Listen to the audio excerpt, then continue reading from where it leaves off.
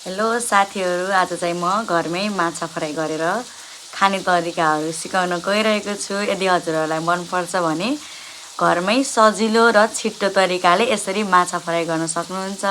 यदि हजुरलाई मन पर्यो भने चाहिँ भिडियोलाई अन्तिमसम्म हेरेर साथ दिनुहोला र लास्टमा लाइक, कमेन्ट, सब्स्क्राइब गर्न नबिर्सिनुहोला। आउनुहोस् माछा फ्राई गर्न सिकौँ। देख्न सक्नुहुन्छ साथीहरू, मैले चाहिँ सुरुमा माछा लिएको छु अनि त्यसलाई चाहिँ सफा पानीले एकछिन पखालिरहेको छु। सो देख्न सक्नुहुन्छ हजुरहरूले पनि यसरी अलि राम्रोसँग पखालेको छु मैले। अनि यसलाई चाहिँ 10-15 मिनट फ्रिजमा राखेको छु मैले। अनि यस्तो भएको छ माछा, देख्न सक्नुहुन्छ। अनि मैले बेसार हालेको छु यसमा, अनि नुन हालेको छु। त्यसपछि मैले चाहिँ एउटा कागती हालिरहेको छु साथीहरू, देख्न सक्नुहुन्छ। हेर्नुहोस्, मैले एउटा कागती राखेको छु।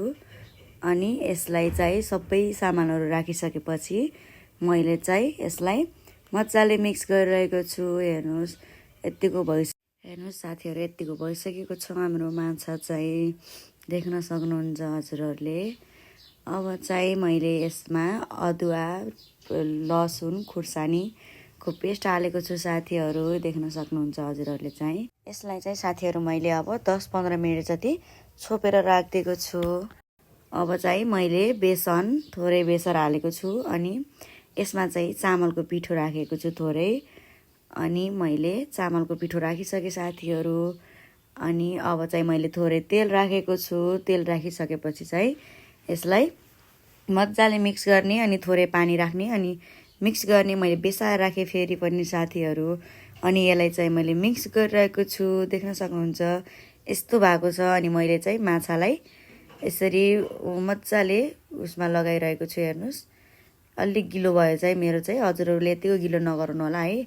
अनि मैले हामीसँग चाहिँ प्यान नभएको कारणले कराईमा बनाइरहेको छौँ साथीहरू। तेल राखेँ मैले सुरुमा, अनि त्यसपछि 5-10 मिनट पछि चाहिँ तेल तातिसक्यो। अनि माछा राखेँ मैले। हेर्नुहोस्, यसरी माछा राखेको छु। हजुरहरूले एकैचोटि धेरै माछाहरू नराख्नु होला, 2-4वटा जति हजुरको प्यानमा अट्छ त्यति राख्नु होला। प्यान भएपछि एकदम राम्रो हुन्छ। अनि हामीसँग चाहिँ अहिले प्यान नभएको कारणले कराईमा गराएको छौँ साथीहरू, देख्न सक्नुहुन्छ। हेर्नुहोस्, यति मजाले पाकिरहेको छ माछा चाहिँ। वाउ! अनि मैले चाहिँ यसलाई एकछिन पछि चाहिँ फर्काइदिइरहेको छु साथीहरू। यत्तिको भइसकेपछि फर्काउन सक्नुहुन्छ हजुरहरूले, देख्न सक्नुहुन्छ।